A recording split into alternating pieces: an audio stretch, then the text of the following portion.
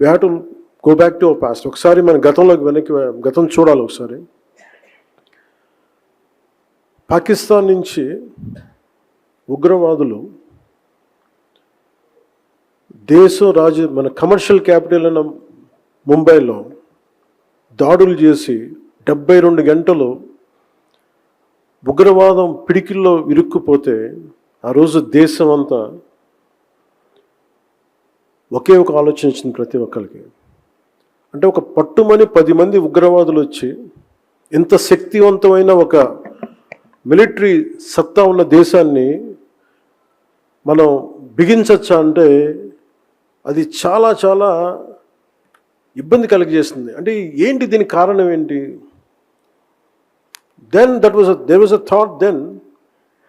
So India needs a very strong and robust leadership.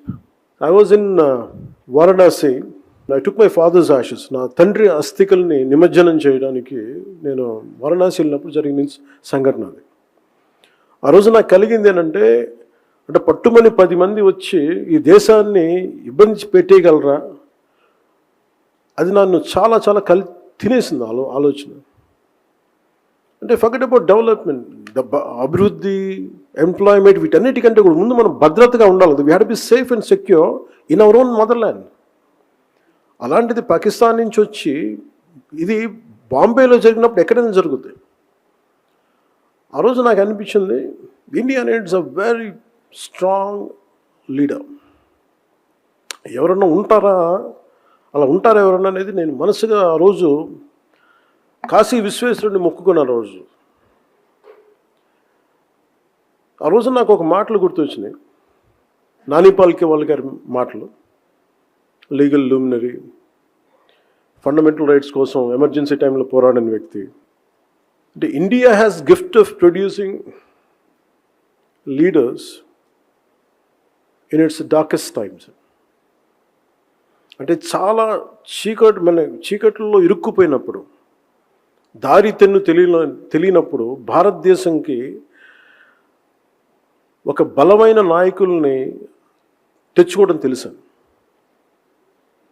So ఆ రోజున నాలాగా ఎంతమంది కోరుకున్నారో తెలియదు. ఆ రోజున వాళ్ళందరి కోరికకి పర్సానిఫికేషన్ శ్రీ దామోదర్ దాస్ నరేంద్ర మోదీజీ. మీరు చూడండి, తర్వాత ఎన్ని అవాంతరాలు వచ్చినా, ఎన్ని మనకు సర్జికల్ స్ట్రైక్స్ వచ్చినా, ఎన్ని రకాలు వచ్చినా ఎంత బలంగా ఎదుర్కోగలిగాం. నేను ఎందుకు అంత బలంగా ఆయన మద్దతు ఇస్తానంటే, because for me country, nation is first. నా దేశం చాలా ముఖ్యం.